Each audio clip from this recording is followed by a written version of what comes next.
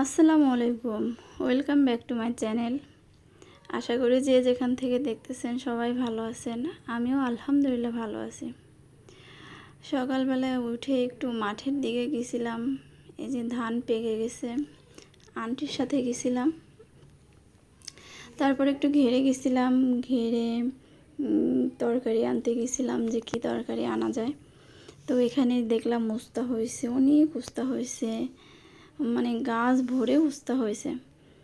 তারপরে এপাশে লাল বরবটি, নীল বরবটি, মানে অনেক বরবটি হয়েছে, অনেক বরবটি গাছ। এখানে আবার আন্টির সাথে মজা করতেছিলাম যে আন্টি দেখেন 3টা বরবটি গাছে উঠে গেছে।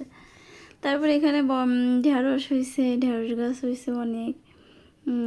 মানে দেখতেছি আর ভালো লাগতেছে, ঢেঁড়স ফুলগুলোও খুব ভালো লাগতেছে।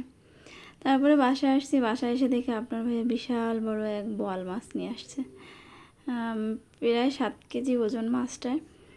এবার আফারে দিয়ে মাছটা পরিষ্কার করাচ্ছি। আপা আবার এই যে ডুমুরের পাতা দিয়ে পরিষ্কার করতেছে। পরে আপা তো সে মাছ কাটতে যে বেহাল অবস্থা, সে মাথা নিয়ে আপা যুদ্ধ করতেছে।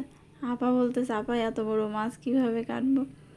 পরে অবশেষে যুদ্ধ করার পরে মাছটা কাটা হয়েছে। আমি আবার মাথাটা দেখে আমার বাবা, মাথাটায় কী পরিমাণে যে দাঁত ছিল।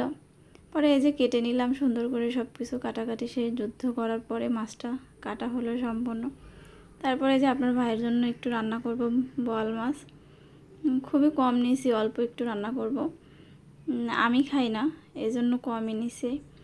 তো এই যে রান্না, প্রথমে পেঁয়াজ দিলাম, তারপরে এই যে হালকা মশলা দেব, মানে খুবই সামান্যভাবে রান্না করব। আমি কখনো রান্না করিনি বোয়াল মাছ যে কীভাবে রান্না করে, আমি আমার মতন করে রান্না করছি।